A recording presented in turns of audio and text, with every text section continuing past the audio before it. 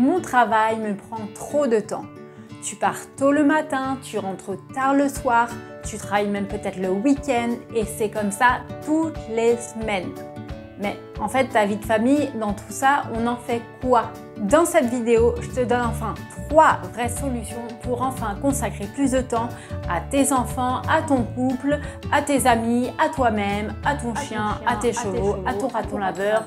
Bref, c'est tout de suite après le générique.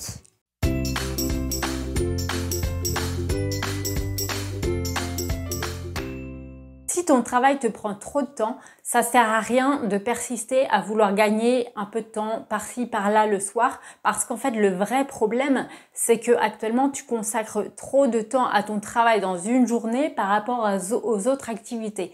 Ou alors, en tout cas, ce temps, il est mal réparti.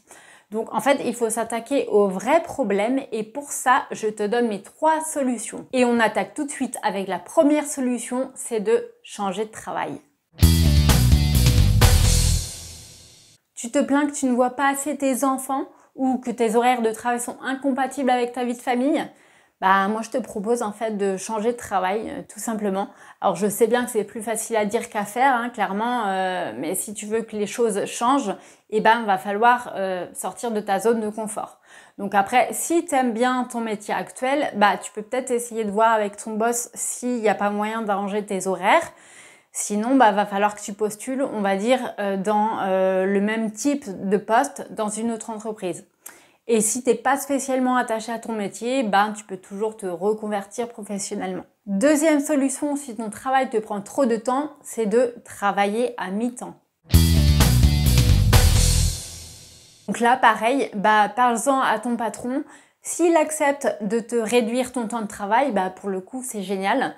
S'il veut pas, eh ben là, tu n'auras pas d'autre choix que de chercher ailleurs. Donc, si tu veux travailler à mi-temps, eh ben, tu as 2 options. Soit tu décides que ça te convient comme ça et finalement, bah, pourquoi pas, parce que bah, je t'invite vraiment à faire le calcul en fait. C'est vrai que peut-être que ton mari, ta femme gagnent bien sa vie, auquel cas c'est ok.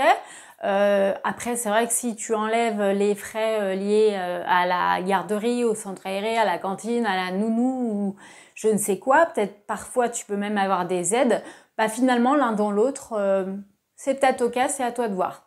Ensuite, la deuxième option, c'est de continuer donc ton travail à mi-temps et d'entreprendre une activité à côté. Et c'est justement la 3e solution dont j'ai envie de te parler. 3e solution, entreprendre. Donc quand je parle d'entreprendre, je parle bien évidemment d'entreprendre sur Internet et de créer sa micro-entreprise. Parce que pour moi, c'est ce qu'il y a de plus facile en fait, comparé, voilà, si tu veux créer une SARL, une ERL, enfin c'est tout de suite des démarches un peu plus complexes. Là, franchement, c'est hyper rapide, hyper simple et tout le monde peut le faire. Alors bien sûr, tout le monde ne veut pas forcément devenir entrepreneur, hein, mais je pense sincèrement que tout le monde peut le devenir s'il s'en donne les moyens. Et d'ailleurs, je te renvoie vers la vidéo que j'ai faite à ce sujet sur « As-tu l'âme d'un entrepreneur ?»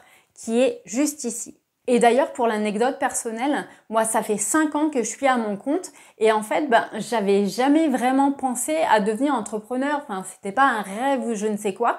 En fait, c'est surtout quand je suis tombée enceinte de ma fille il y a 5 ans que là, je me suis dit, ok, je veux un travail en fait qui soit compatible avec une vie de famille. J'ai commencé par chercher un travail à domicile et là, je suis tombée sur la fiche métier de rédacteur web SEO. Et c'est comme ça que je me suis mise à entreprendre. Mais finalement, voilà, c'était pas, j'avais pas cette fameuse âme de l'entrepreneur, hein. Bref, alors pourquoi, selon moi, créer son business en ligne, c'est une des meilleures solutions? Parce que déjà, tu peux organiser ton temps comme tu veux. Si un jour tu as envie de travailler un peu moins et parce que tu es fatigué ou je ne sais quoi, bah tu peux. Si tu as envie d'aller chercher tes enfants à l'école, tu peux. Si tu veux réserver une soirée en couple par-ci par-là, tu peux. En fait, c'est toi qui organises ton agenda.